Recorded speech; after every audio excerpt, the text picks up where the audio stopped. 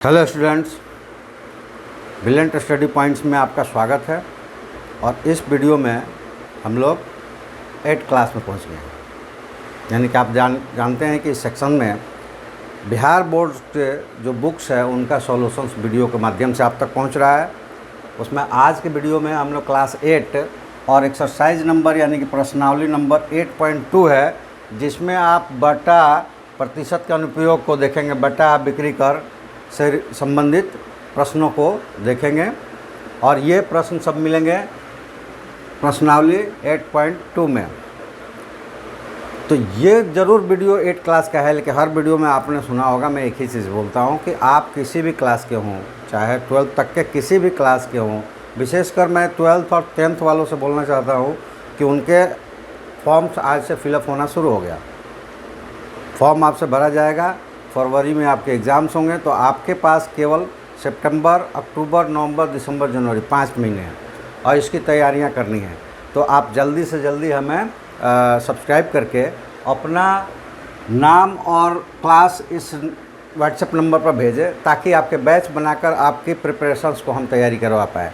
ये 2 क्लासेस है, इनके लिए एक्स्ट्रा अलग से एक प्रिपरेशंस क्लासेस चलती है और वो चलाया जाएगा। इसलिए आप लोग 10th और 12th वाले अपना ग्रुप बनाएं और हमसे ज्वाइन करें और अपने जो तैयारियां हैं बोर्ड्स के लिए उसको परफेक्ट बनाएं।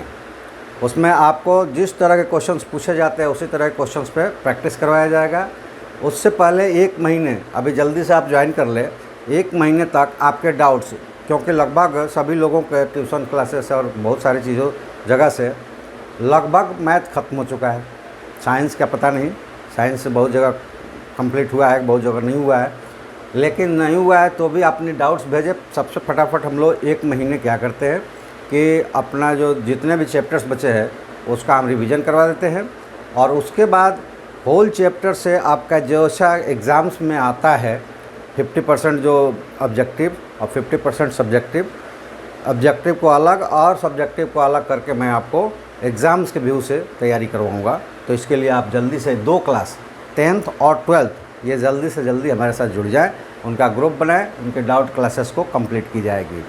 ग्रुप बनाकर क्या करना है उसके लिए, तो आप केवल हमें ज्वाइन करें सब्सक्राइब करके और अपना नाम और क्लास यानी कि 10th वाले 10th और 12th वाले 12th करके भेजें। जैसे उनकी संख्या होगी एक व्हाट्सएप ग्रुप बनेगा, उस पर एक मैसेज जाएगा कि इतने टाइम्स में आपके लिए लाइव क्लासेस स्टार्ट की जाएगी, जो पूरी तरह से आपके बोर्ड से संबंधित होगा। यानी बोर्ड में कैसे हम क्लियर करेंगे इसकी जानकारी आपको मिलेगी।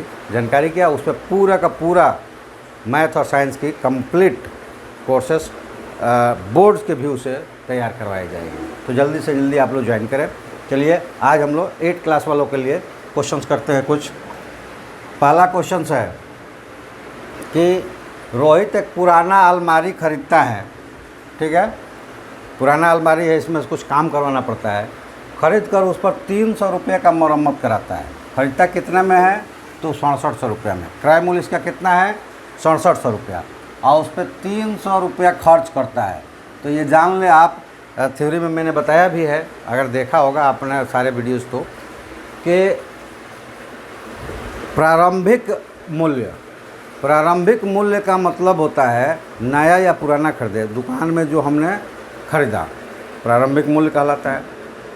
और उस पर कोई अगर सेल टैक्स वगैरह जैसे कि कर, बिक्री कर लगता है, लगा, जीएसटी वगैरह, आजकल जीएसटी हो गया है, वो लगा, तो वो जोड़कर सकल आरंभिक मूल्य मतलब कुल आरंभिक मूल्य हुआ।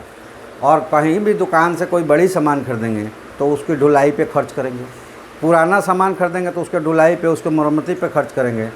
तो घर तक पहुंचकर आपके जितने पैसे खर्च हुए वो विक्रय मूल्य, वास्तविक विक्रय मूल्य होता है, क्रय मूल्य होता है। तो यहाँ पे 6700 रुपये का खरीदा उन्होंने और 300 रुपये क्या किया, खर्च किया मरम्मती पे। तो ये दोनों मिलाकर वास्तविक क्रय मूल्य होगा। यानी कि क्रय मूल्य कितना होगा, तो क्रय मूल्य होगा, वास्तविक क्रय मूल्य 7000 रुपया। अब कहता है कि उसको बेचा कितने में, 7500 रुपये में। तो लाभ कितना हुआ, तो 500 रुपये का उसको लाभ हुआ है। क्यों? क्योंकि 7,000 उसका वास्तविक क्रय मूल्य है और 7500 में बेच ही दिया। तो इसी तरह इसको लिखेंगे कि प्रारंभिक क्रय मूल्य बराबर 6700 रुपया, मरम्मती खर्च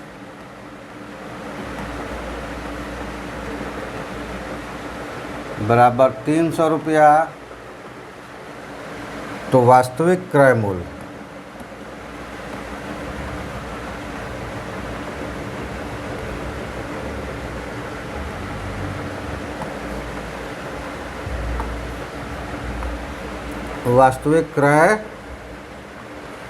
मूल्य बराबर कितना हो जाएगा? दोनों को जोड़ देंगे। और ये चीज़ जान लें कि प्रारंभिक और वास्तविक विक्रय मूल्य नहीं होता है, विक्रय मूल्य एक ही होता है। क्यों? क्योंकि आपने कोई सामान बेच दिया तो आप उस पर कुछ नहीं करेंगे, खरीदने वाला उस पर जो भी करना होगा करेगा, ढुलाई करवाएगा या फिर उस पर मरम्मती करवाएगा, वो करवाएगा। और जब वो आपसे खरीद लिया तो वो उसका क्रय मूल्य हो चुका है। तो विक्रय मूल्य कभी भी प्रारंभिक और वास्तविक नहीं होता है, हमेशा वो एक ही रहता है, वास्तविक विक्रय मूल्य रहता है। तो विक्रय मूल्य कितना है? तथा विक्रय मूल्य बराबर 7500 रुपया है। ठीक है, तो पहले लाभ निकालें, क्योंकि लाभ हुआ है, तो लाभ बराबर 7500 माइनस 7000 बराबर 500 रुपया। क्यों? क्योंकि वो ज़्यादा में बिका इसलिए लाभ हुआ है, कम में बिका होता तो हानि होता। तो क्रय मूल्य में से विक्रय मूल्य घटाते हैं। लाभ में क्या करते हैं? विक्रय मूल्य में से क्रय मूल्य घटाते हैं। तो 500 रुपया लाभ हो गया। अब वो पूछ रहा है कि लाभ प्रतिशत या हानि जो भी हुआ है वो प्रतिशत में ज्ञात करना है। तो ये हो जाएगा लाभ प्रतिशत बराबर लाभ गुणे 100 बटा क्रय मूल्य। तो ये हो जाएगा लाभ हुआ है 500 और गुणे 100 बटा 7000 क्रय मूल्य है। ठीक है, तो यहाँ पे देखिए 1 2 3 0 है, तो 1 2 3 0 हो गया, तो 50 बटा 7 हो गया।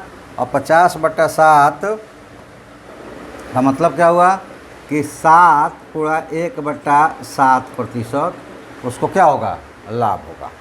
प्रतिशत में पूछ रहा है, तो ये आपका उत्तर हुआ। क्या उत्तर हुआ? तो 7 पूर्णांक 1 बटा 7% आपका ये हो गया आंसर। तो ऐसे कमेंट्स में आया था कि बोर्ड छोटा है थोड़ा, तो इसमें क्या मैं सामने आता हूँ तो ये आधी चीज़ें छुप जाती है, तो बच्चे क्या है कि जो उस पर राइट करते हैं तो वो कुछ चीज़ें नहीं दिखती है। तो इसलिए अब से आपको मिलेगा कि हम क्या करेंगे, जब कंप्लीट हो गया तो हम यहाँ बोर्ड से हट जाएंगे, तो आप इसको क्या कीजिएगा कि आप इसको स्क्रीनशॉट कर लीजिएगा। ठीक है, या फिर लिख रहे हैं तो पॉज करके लिख लीजिएगा, फिर वीडियो को आगे देखिएगा। ठीक है, चलिए आगे बढ़ते हैं। क्वेश्चन नंबर 2 में ये जो खाली जगह है इसको भर देना है।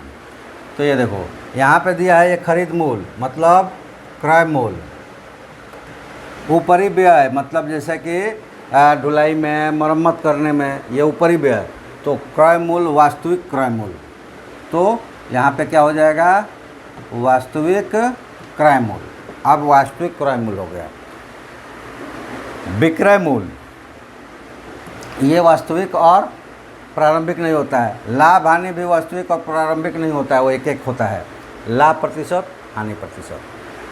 अब यहाँ पे देख लो कि दिया हुआ है कि खरीद मूल्य कितना, तो खरीद मूल्य है 1500। ऊपरी व्यय वो हो गया कितना? 320 रुपया। तो ये इसका वास्तविक क्रय मूल्य यानी कि x बराबर कितना हो जाएगा? ये हो जाएगा, जोड़ देंगे 1820 रुपया।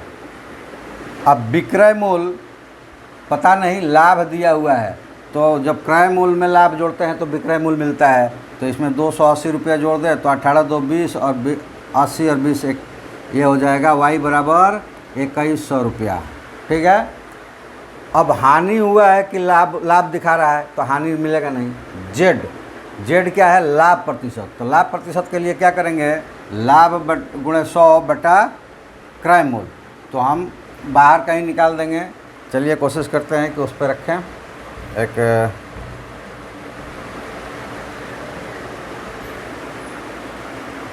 बोर्ड को ओपन कर लें।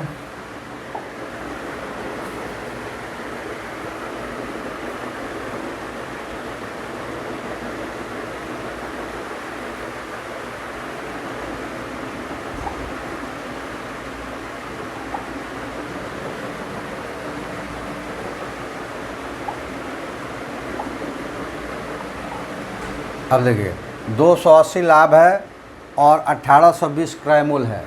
तो लाभ प्रतिशत हमको निकालना है। लाभ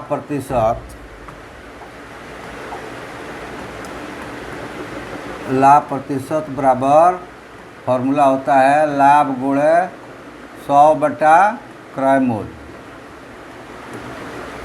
बराबर कितना हो जाएगा, तो 280 गुणे 100 बटा 1820। अब जब इसको कटाएंगे तो 1 0 से, चाहे उधर रहने देते हैं, ये 1 0 काट देते हैं, 1 0 कट गया।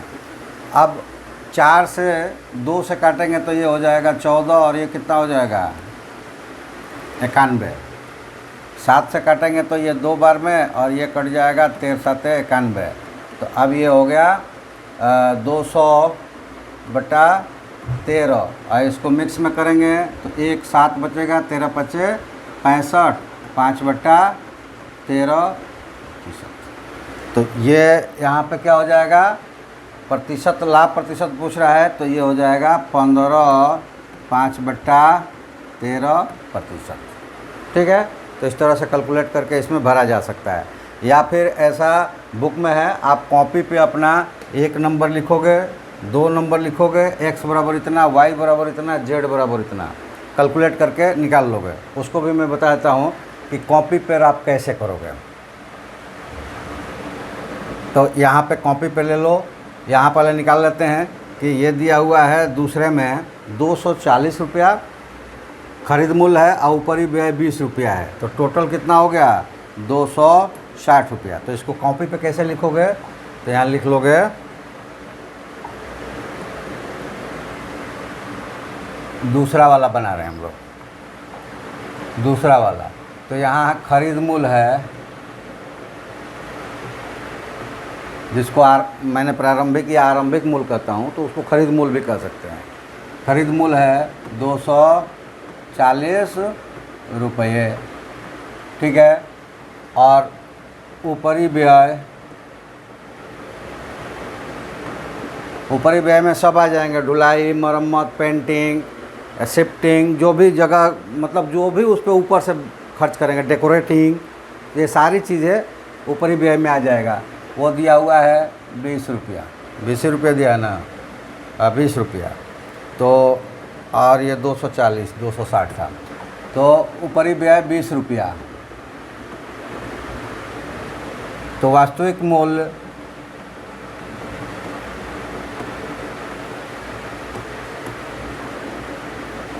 जो कि x है, तो x बराबर क्या हो जाएगा, दोनों को जोड़ देंगे तो ये हो जाएगा 260 रुपया। ठीक है, कॉपी पे ऐसा बना लिया। अब उसके बाद क्या है, तो y निकालना है। प्रतिशत दिया है हानि, तो यहाँ ले लो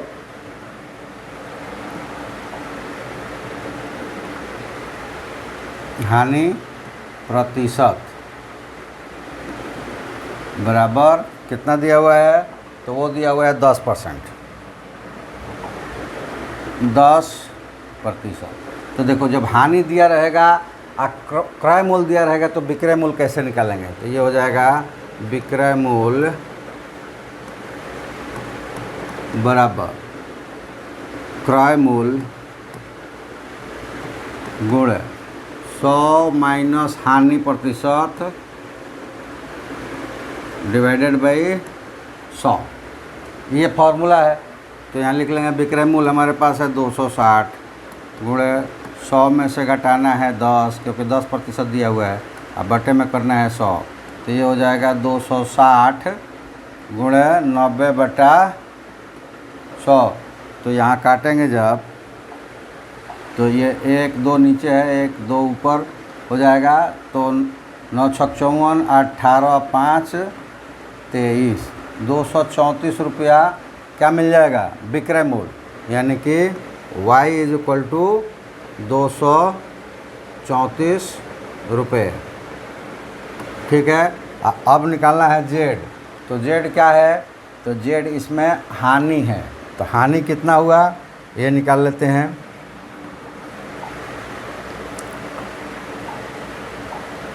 अब हानि बराबर z और बराबर कितना हो जाएगा? तो विक्रय मूल्य क्रय मूल्य,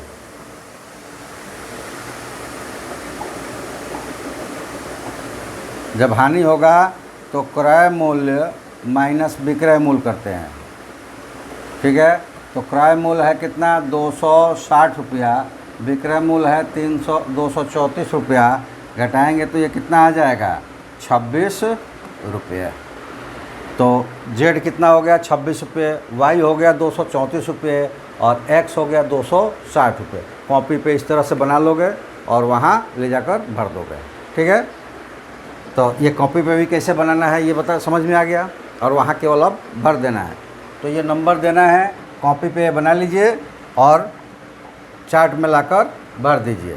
तो यह 2 3 4 5 ये आपके लिए छोड़ देता हूँ, आप घर पे प्रैक्टिस करके देख लीजिएगा। नहीं आएगा तो फिर हमें कमेंट्स करके पूछिएगा। ठीक है। चलिए, तो क्वेश्चन नंबर हम लोग कहाँ चलते हैं? क्वेश्चन नंबर 3 पर।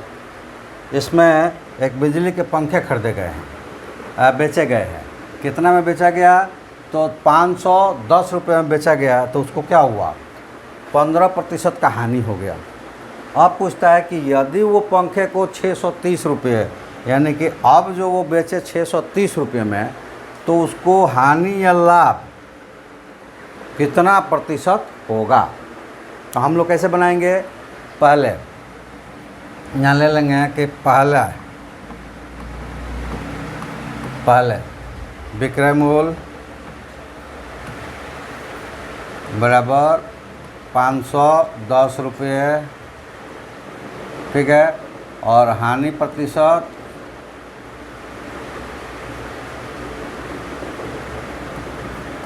बराबर 15%। तो अभी मैंने बताया कि विक्रय मूल्य दिया होगा और हानि प्रतिशत दिया होगा, तो क्रय मूल्य डायरेक्ट कैसे निकालेंगे? तो वो फॉर्मूला होगा क्रय मूल्य बराबर विक्रय मूल्य गुणे 100। देखो, जब विक्रय मूल्य इधर रहेगा तो गुणा 100 होगा, अब क्रय मूल्य इधर रहेगा तो बटा 100 होगा। ये प्लस माइनस इधर रहेंगे, 100 माइनस हानि प्रतिशत। अब इसको सॉल्व करेंगे तो ये हो जाएगा, विक्रय मूल्य कितना है? 510 रुपये गुणे 100, अब बटा 100 माइनस 15 कितना हो जाएगा? 85। तो इसको अगर काट दें हम,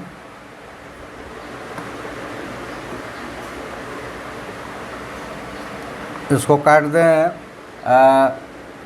17 से, तो 17 5 85 और ये 17 तिया और 5 से काट दे तो ये 6 5 30। तो कितना हो गया? क्रय मूल्य हो गया 600 रुपये। तो अब यहाँ लो, यह क्रय मूल्य हो गया, तो ये पहले का भी क्रय मूल्य रहेगा, आपका भी क्रय मूल्य यही रहेगा क्योंकि पंखा वही है। तो अब विक्रय मूल्य बराबर कितना? तो अब वो 630 रुपये में बेच रहा है, तो 630 रुपया। तो यहाँ पे क्या हुआ? विक्रय मूल्य ज़्यादा हो गया, इसका मतलब ये हुआ कि लाभ हो गया। तो यहाँ हो गया लाभ। लाभ बराबर 630 माइनस 600 रुपया बराबर 30 रुपया। ठीक है। लेकिन हमें निकालना है प्रतिशत, तो अब निकाल देते हैं लाभ प्रतिशत। चलो यहाँ ले लेते हैं, बराबर 30 रुपये और यहाँ पे लाभ प्रतिशत निकाल देते हैं। तो ये हो जाएगा लाभ प्रतिशत लाभ प्रतिशत बराबर लाभ गुणे 100 बटा क्रय मूल्य। लाभ कितना 30 है, 100 और बटा क्रय मूल्य कितना है 600 रुपया है। तो यहाँ 1 2 3 1 2 हो गया और 6 पचे 30, तो कितना हो गया 5%। ये उत्तर हो गया। मतलब अब वो 630 रुपये में पंखे को बेचेगा तो उसको 5% का लाभ होगा। यही निकालना था। ठीक है, आप निकाल लें, इसको स्क्रीनशॉट कर दें, स्क्रीनशॉट कर देंगे, आपका क्वेश्चंस आपके कॉपी में बुक में आ जाएगा।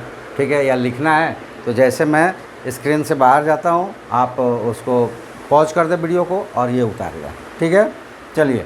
और एक और चीज़ कि ये जो फिगर में दिखाता हूँ वो कोई ज़रूरी नहीं कि जब आप क्लास में बना रहे हों या होमवर्क कर रहे हों तो ये फिगर बनाना ज़रूरी नहीं। ये आपको दिखाने के लिए मैं बताता हूँ, थोड़ा इंटरेस्टिंग हो जाता है और कुछ नहीं है इसमें। ये आपको नहीं उतारना है, ये उतारना है। चलिए, अब आ जाए कि एक मुकेश ने स्पोर्ट दुकान से फुटबॉल 20% के बटे पर 192 रुपये में खरीदा। यानी कि देखें, इसका अंकित मूल्य निकालना है। पूछ रहा है कि अंकित मूल्य क्या होगा, कब, जब इस पर 192 रुपये का विक्रय मूल्य है और 20% का बटा है।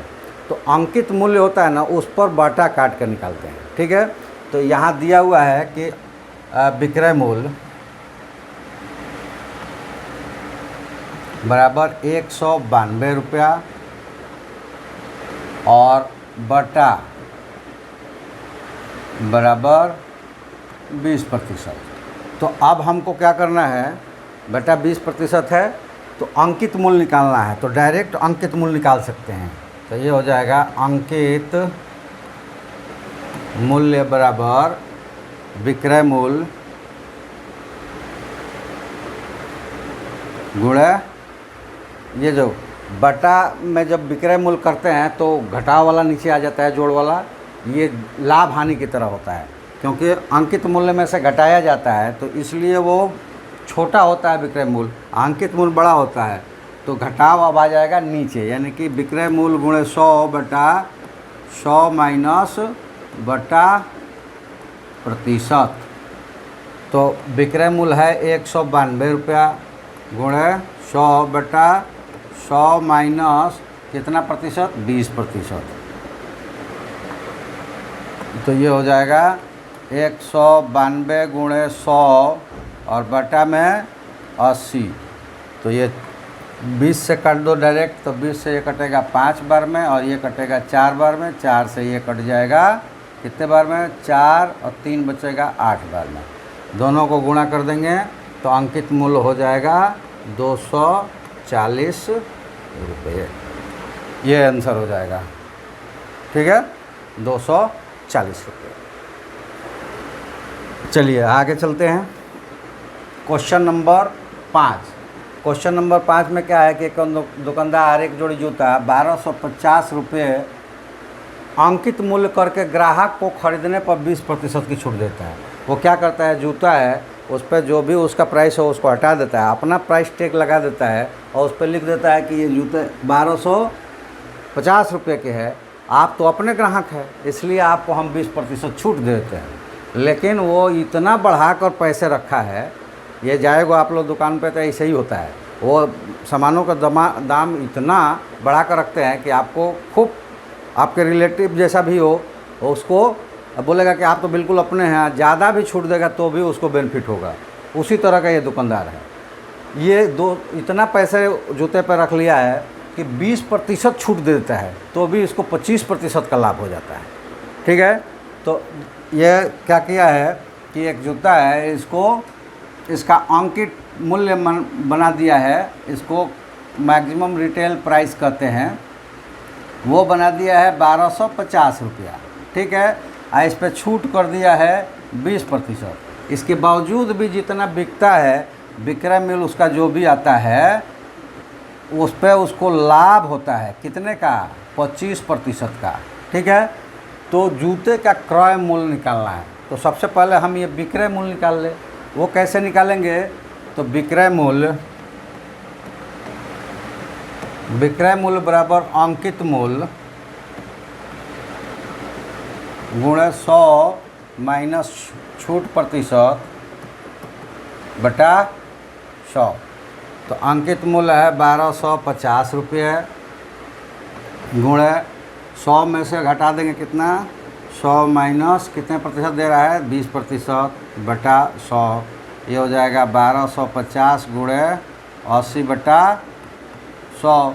0 0 कट जाएंगे, 1 2 1 2 और 125 अठा कितना हो जाएगा, 1000 रुपया। ठीक है, तो 1000 क्या आया, विक्रय मूल्य आया। तो विक्रय मूल्य बराबर 1000 रुपया। ठीक है, अब उस पर लाभ कितना हुआ है, 25%। तो क्रय मूल्य कितना हो जाएगा, तो यहाँ लिखेंगे क्रय मूल्य बराबर विक्रय मूल्य गुणे, इसमें भी वही होगा, गुणे 100, उसको लाभ हुआ है ना, 100 माइनस प्लस लाभ प्रतिशत, ये नीचे जाएगा, 100 बटा 100 प्लस लाभ प्रतिशत।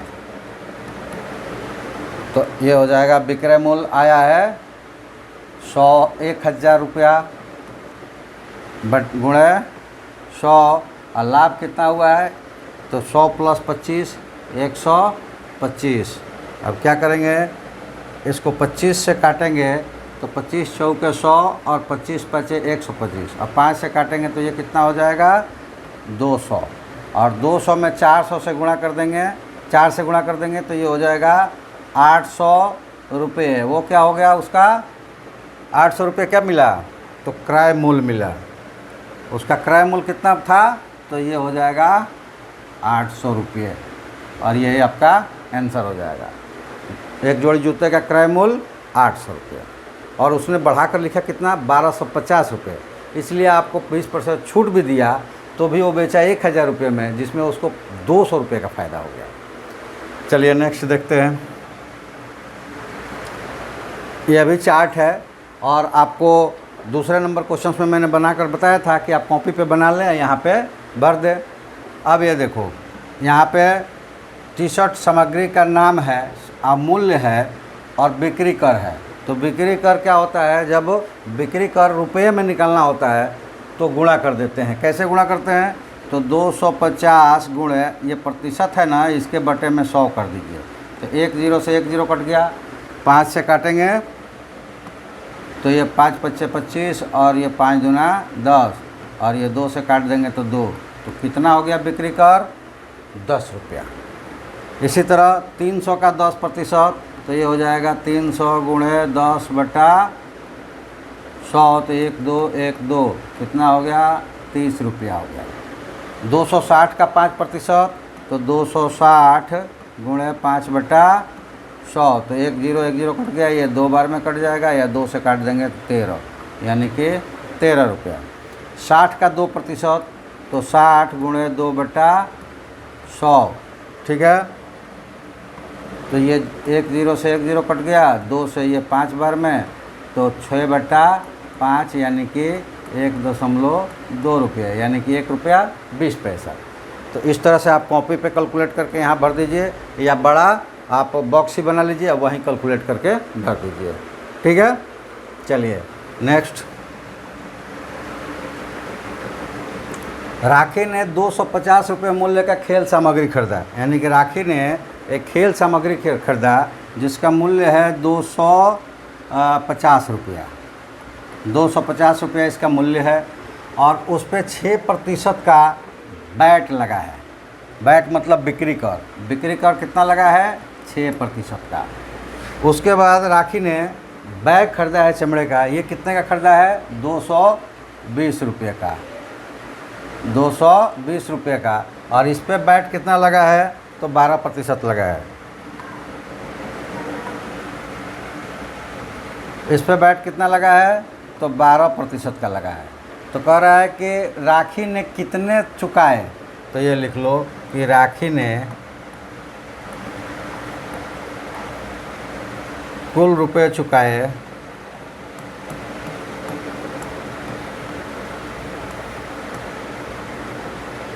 बराबर 250 आप बिक्री कर बैट सहित विक्रय कर निकालते हैं तो वो जुड़ जाता है, उसमें 6% है तो 106/100 प्लस 220 बैग का गुणे कितना प्रतिशत, 12%, तो 112/100।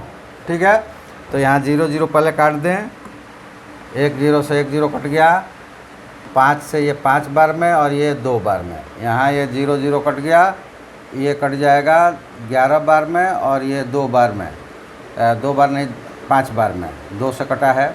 ठीक है, तो अब ये हो गया 530, इसको गुणा कर देंगे तो बटा 2, अच्छा 2 से ये कट भी सकता है, तो ये हो जाएगा 3, तो ये हो जाएगा और कितना अब 53 5 15, अब 25 1 25 और 1 26,